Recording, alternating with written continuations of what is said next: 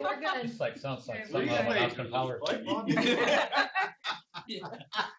We're good. Go ahead. All right, we have a quorum present.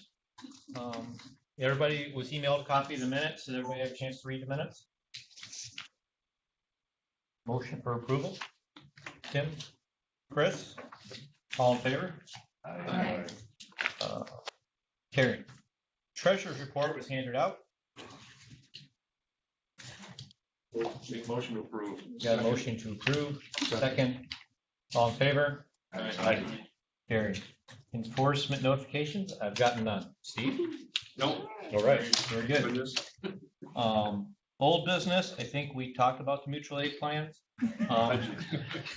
One thing I don't want to do right away is overload Tim and the services committee. I'd like the counties to really kind of work on them look good before we get them at this level and insist Don for help. Education funds. Mickey read off a list of funds. I also got, she mentioned the proposal from Cattaraugus County, and I have it right here.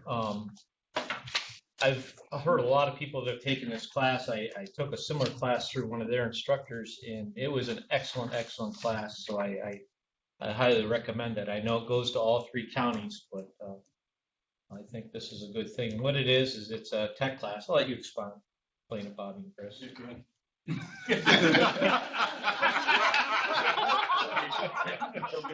So it's our TCC classes, our Technical Emergency Casualty Care classes that we've done.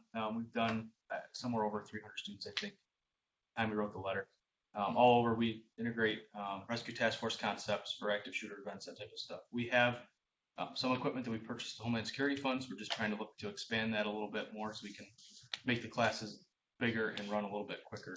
It's a 4-hour class that truly goes 4 hours. If we start to exceed the equipment, the number of students, and then it goes longer than 4 hours, and it's hard to capture an audience at nighttime for that time. So Doc can't stay out longer than 4 hours, so we can get him back quickly. I believe right now we can do about 50, maybe just a little bit more than 50 with the equipment that we have. And the classes that we did up in Wyoming County, we're pushing one. We had almost 90 in the class, and they're asking us to come back again here. I have delayed the call back to him, but 90 at a time is quite a bit. So if we can keep it so we got 75, 80, enough for that to do the large classes. That helps us out tremendously. We have to bring a couple extra instructors. So we're looking for some additional training tourniquets, the wound packing legs, and just some accessories to go with those. For how much? What was in the proposal? I think it was 1,500 Good for 15. Yeah. I couldn't remember what it I think was. it's 1,500. It just gives us more stations to be able to push them out faster if we can. So I've heard nothing but good reviews of everybody that's taken the class. So it's something they're willing to share with the other counties. I don't know how far you've gone as far as Chautauqua and Allegheny. I've done some in Chautauqua. Well, we've done the similar thing in Chautauqua County through with Annenfeld, and We've shared resources. we actually have shared resources, borrow their stuff. we actually have one on schedule late in the spring. We're supposed to do it this winter, but in Ontario County, because that's just come up for 2 days to do one. So try to get pushed out there. So that's it. We're going in the springtime. Still winter. That's okay. All right. We got snow tires. We're good. So. I make a motion that we give Motion. 1,500 towards the TECC. Okay. Got a motion made. Seconded. Any other discussion? No, just thank you. 1,500. All in favor? Aye. Opposed? Carried.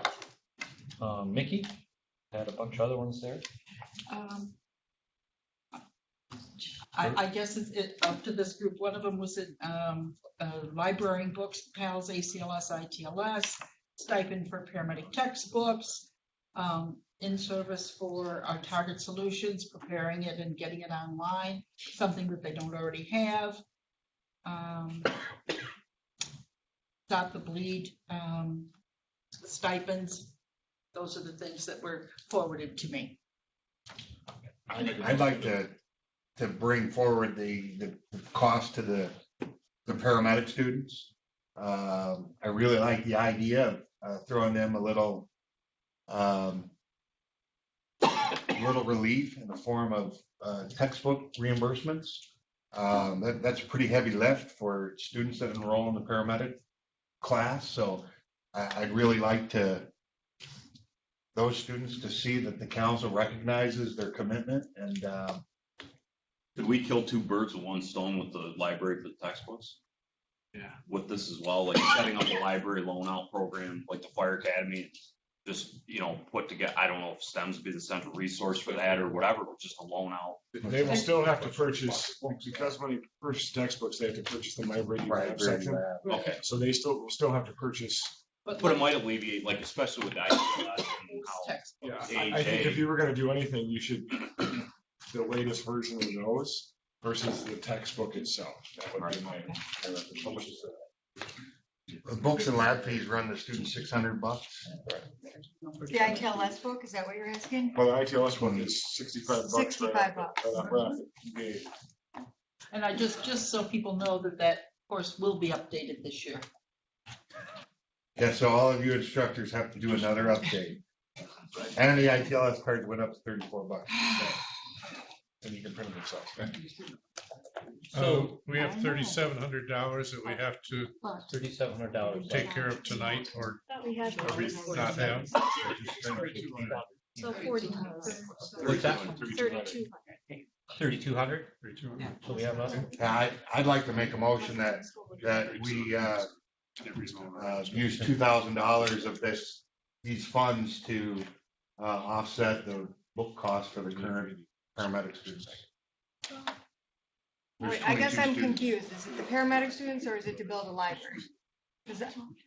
I guess I heard two different things. I just talked about, Okay. it would So I'm have not- to be the students. I don't think we could build a library with textbooks that would not expire. If the paramedic students have already bought their books, are we just gonna give them money back? How are we gonna do that? I'm gonna abstain from Yeah. all of this. Because I think they've all bought their books by now, haven't they? Oh, they had to. So Would there be any law, rule, or regulation that would prohibit us from? I'd have to look. I almost think your best way would be to do a stipend. Because that's kind of what you're doing with vital signs. You're stipending them to go. So stipending them to attend. I don't know if that's a word or not. I don't give them a stipend.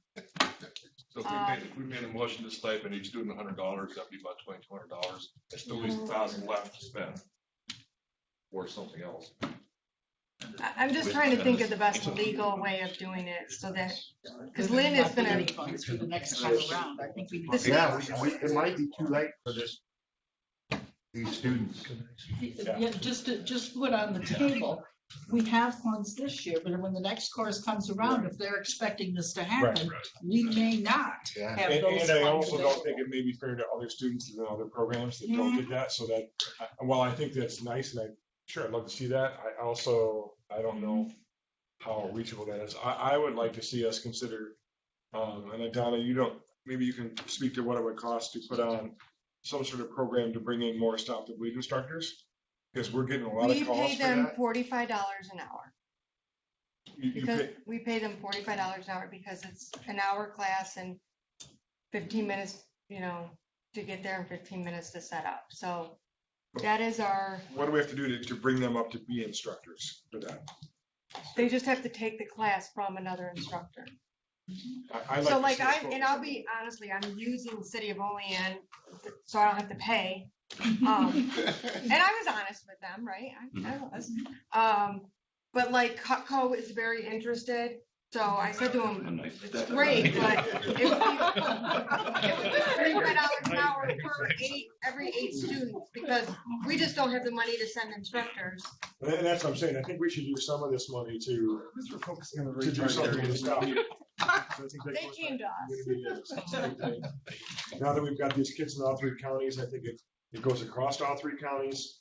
So I'd like I'd like to set some money aside to do that personally. And one of the things I can tell you, we've tried to do, because we did get grant money to provide kits for Cattaraugus County, the actual kits that you put in the AED, not the kits. Not the training Not the training kits. We've really tried to use the money properly. So for example, the city's we're gonna go 50-50. We're gonna provide them 5 kits, they're gonna buy 5 kits, they're gonna provide the training. Cutco is like, we can afford it, we'll buy our own kits, we'll pay for you to come. UPC, we'll pay for you guys to come, you know, so we really try to say, if you can't afford it, we'll figure out a way. And we've been kind of mooching our way through that. But it gets hard. I'm gonna make a motion that we set aside $500 for each of the counties for STEMs to provide Stop the Bleed programs for those people that can't afford it. I just think it goes to our community and it's Stop the Bleed supplies.